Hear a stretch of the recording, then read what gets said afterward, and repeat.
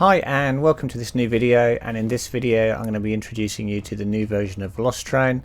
It's been a long time since we've done a VelociDrone update, something like 9 months.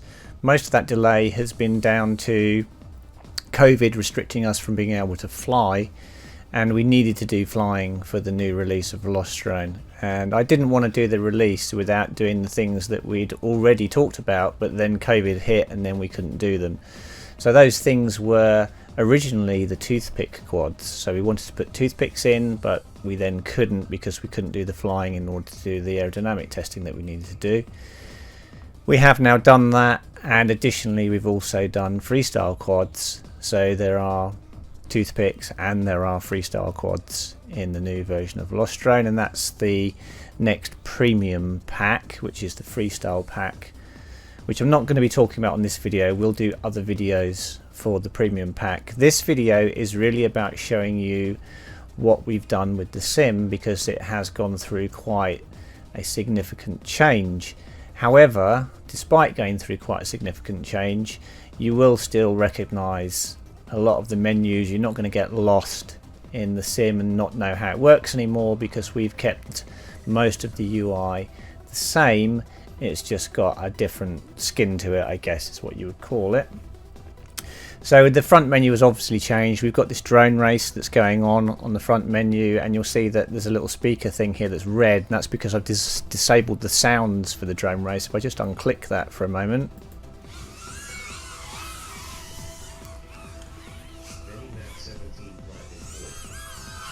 so you can hear the drone race going on there, and I'm going to turn that off because it's going to distract me otherwise. But normally you'll have the drone racing sounds going on. By the way, if you click this button, it remembers it, so you don't ever have to click it again. It will turn off the drone racing sounds forever. And of course, if you don't want music, you can turn off the music in the options menu. Okay, so this is our new main menu. There is a button that's missing from here that will come along a little bit later, which is the combat practice mode. Which will allow people to practice combat before going online to try and multiplayer. So we should avoid the problem that we have at the moment, which is new players go into a multiplayer session and get absolutely destroyed by players who are already very good at combat. So combat practice mode should allow new players to combat to up level their shooting skills before they then go online, and that should significantly help with that skills gap that we have for new players when they join a session. All the other things here are the same things that were on the menu before. Obviously we've got different sound effects for when you click things, and the main change, I guess, to the menu is the color scheme and the skin. So if I go to the options menu here, you can see that this has now changed to this kind of purpley color, and you'll see this in a lot of the menus. Much more floating menus with stuff going on in the background rather than the whole screen just being filled with UI. And then if I go to let's say the leaderboard, you'll see these little pop-up dialogues have changed, and then this is going to refresh and give me all of my places on the leaderboard. And again, you can see the same kind of styling, floating UI and menus, and the same sounds on all the buttons. If we go to single player, we can see the new DJI quad, and you can see that we no longer have the kind of the garage scene. We're now at the field on a table working on our quad. Over here we have race control. In the background you can see the race going on with quads flying around the track, and the sound effects, if they were turned on, would still be going for that. And then you've got your usual quad selection, new quads that we've got. Tasmanian Beast Class is one of the new ones. We also obviously have freestyle quads, so this is the Moon Goat,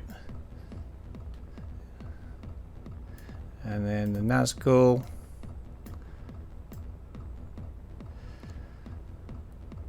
So this is and these have new aerodynamics on them as well, so much more freestyle orientated dynamics, much heavier All the Freestyle Quads include the weight of carrying a GoPro 9, so if you don't want the weight of a GoPro 9 you have to lighten them up in the UI so they're a bit lighter.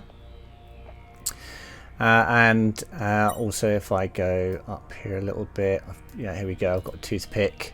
So this is the Beta FPV HX115. You can see that here as well.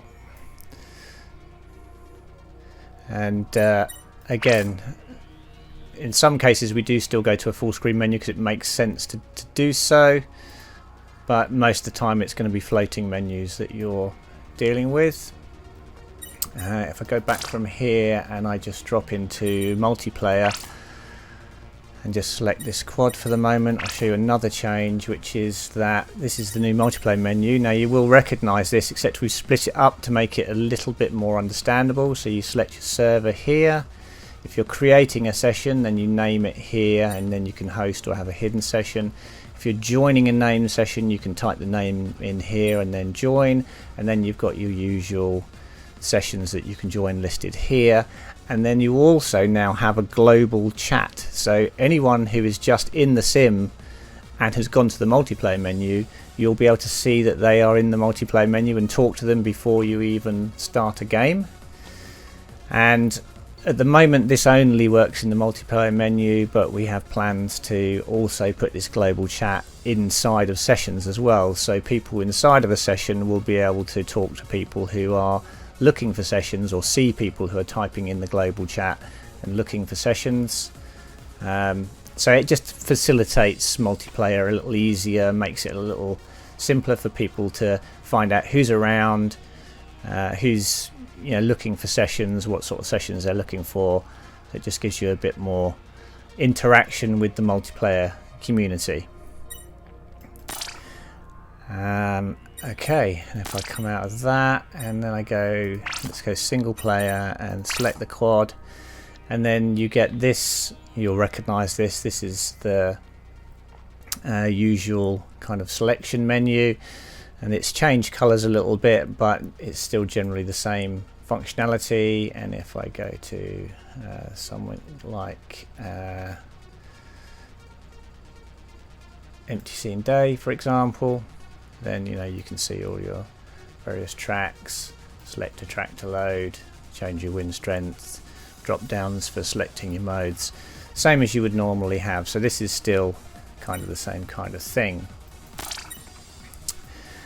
So that's pretty much it. That's the changes that we've made. There are some other planned changes, but they probably aren't going to make it into the release, but will come in a patch a little bit later.